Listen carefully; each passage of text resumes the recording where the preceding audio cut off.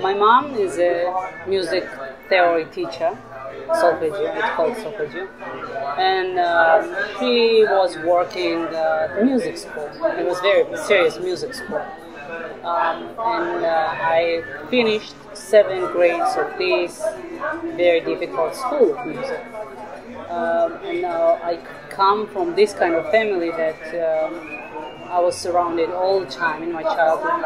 Classical music, folk music, and this kind of music everywhere. I was singing when I was 4 years old already. And my last name is famous for the singing. We had a very good and famous singers in Georgia. And we come from the mountains of Georgia, it's Khevsureti, and we came to the lowlands beginning of 20th century. So music was in my genes. I was raised in a musical family, and I enjoyed, my favorite lessons were solfeggio lessons and the choir, because my mom was giving me the tasks like this group should do this kind of music and that group should add some harmony to that group. So it was most fascinating thing in my life. And then I started to go to church when I was 14 years old. Georgian Polyphonic Music. It contains church music and folk music. It's 3-voice harmony, and it's difficult. It needs training and talent too. I was attracted to the chants, most amazing thing, and it was difficult time for Georgians because what year is it? 92, 93. It was a time when the Soviet era finished, and the Soviets, they forbidden everything, like our language, our singing, chant music, like ecclesial music. Even people, they got in jail because they were like singing the Georgian chants in that time. Yeah, and it was a new thing for the younglings to hear their ancestors' music again. And so you're like a teenager. When I was a teenager, it was so difficult to find any material about the Georgian chant music. We were traveling to Tbilisi, some churches. We were writing down with the handwriting the musical notations from the monasteries. And that's how me and my brother and my cousin, we started to do chants. And somehow you feel the Georgian roots when you sing this kind of music. I don't know, something is in there. So it was still allowed in the churches? It was allowed in churches, very popular variations of these chants, like maybe 2 chants or 3 chants. But we have 8 voices, let's say 8 voices, and every chant has 8 variations of the same chant. Can you imagine? Like one song, like Raval Jamir, Long Life, Raval Jamir, has hundreds and hundreds of variations of this song, same kind of song. So it was the same for the church song. Like we had one variation, but 8 types, 8 variations of one song. And we started to go to the St. Nino's Church. It's a Bodrum monastery, and Georgians became Christians from the 4th century. So the Saint Nino from Cappadocia came to us, and she enlightened us. And then after this, Georgia became a Christian country.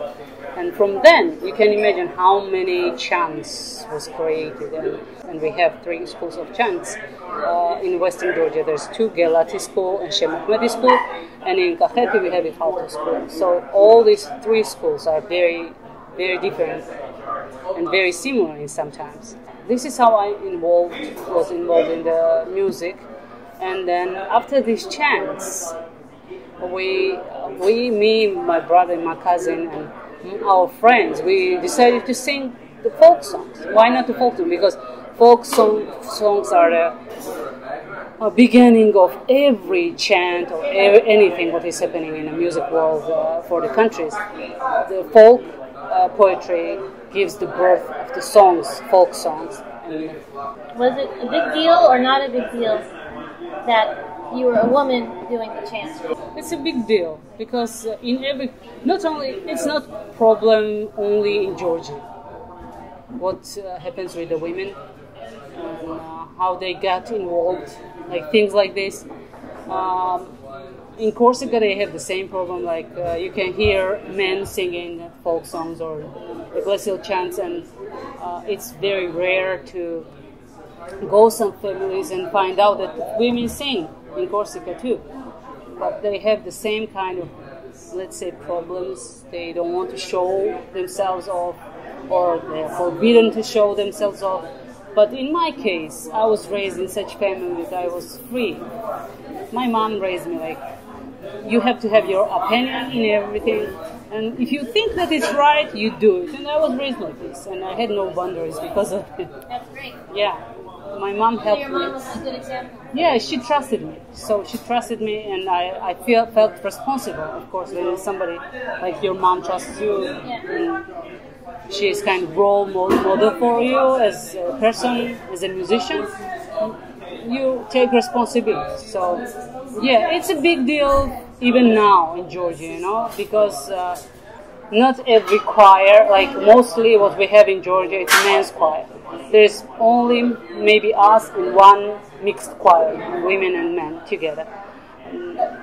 It's a big deal, and to be a leader of this choir, to manage things for the people, to be brave enough to speak out, what do you believe in, it's a big deal, of course, for a woman to say. Okay, so step back. So when did you start Zedashe? What year was that? So we started Zedashe, we were singing together from 1995 with old members of Zedashe, and it were only 9 women and 1 man there. Only one man? Only 1 man. And then in 2000, we got Swanetian brothers, like from the Highlands, 2 brothers from Swaneti, my brother. And it became more mixed choir, as in families we are singing in Georgia. In Swaneti, it's the tradition of mixed family singing is kept. If you want to see alive this tradition, you should go to the Swanetian mountains, and you will see that grandmother, grandfather, grandchildren, they sing together. They do it together as in old days in a typical Georgian family.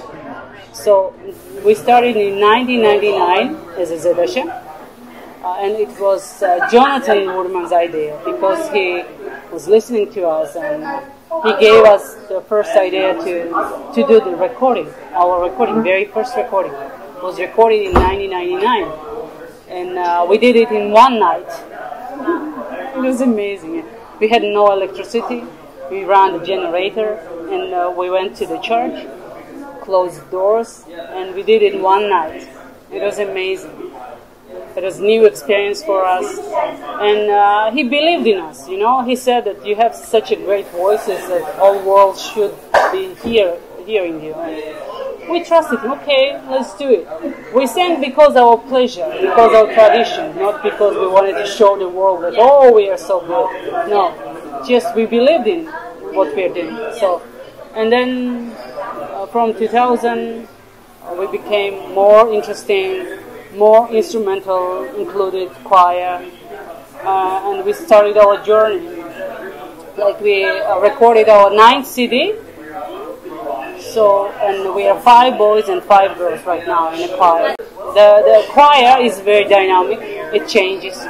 We have a school for the teenage kids, for the little kids. We have now 2 groups of children, like 10, 11 years old, and they are mostly learning the chant schools. Georgia, there's all 3 schools, and it's a huge work. This is a big deal. It is a big deal. But I don't know, are a lot of people doing this? Are there a lot of schools who are teaching this? I mean, I know it happens within families, but... It happens in families, but mostly why we are doing this in Tbilisi is the capital of Georgia, right? So it has a lot of choirs, like men's choirs, the chant choirs, and they're doing all these schools and things like this, and it's very popular in Tbilisi. But because we are in little city, and we want to keep this tradition for this city, Like it's interesting the dynamics, how it works really in a village, in a little town like this. Because we live in a medieval town, and every town has their own style of singing, own style of chanting. So we want to keep this little place busy, and the children, they are getting opportunities to go to the worldwide music camps. Can you imagine this? Yeah, and that part of Zedashe, they can go anywhere, like South Africa, Bulgaria, Corsica, and be like a student and teach the worldwide music or teach other people our songs. So I think it's very important what we are doing. It is very hard work. It's very hard work, but it's worth it. Like how you basically have researched this material. Yeah, so what is interesting about the Georgian music, like sometimes we have an archive, Zedashe has an archive. We collected the old recordings long time ago. Like we are collecting this material almost like 20, 15 years. So we have this. Where are you collecting it? Where do you? Like you go to the streets and somebody has a very old recording, and you're buying this.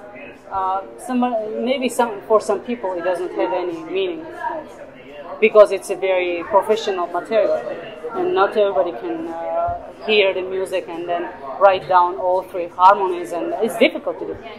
And like this, we found in the streets. I found a notation in the streets, like very old notebooks for music. So, and then what helps me as I was graduating, and I have degrees as a Georgian literature and language teacher, and I know the Georgian folk poetry. I have a lot of material of Georgian poetry. So whenever I find it, like little piece of old recording, for example, Yvette Gremo, she is from France, and she was here in Georgia in 60s, and she recorded a lot of material. But sometimes there is only one piece, and then that's the whole song. But you know that it has to be finished. Like it has no lyrics, enough lyrics, no melody.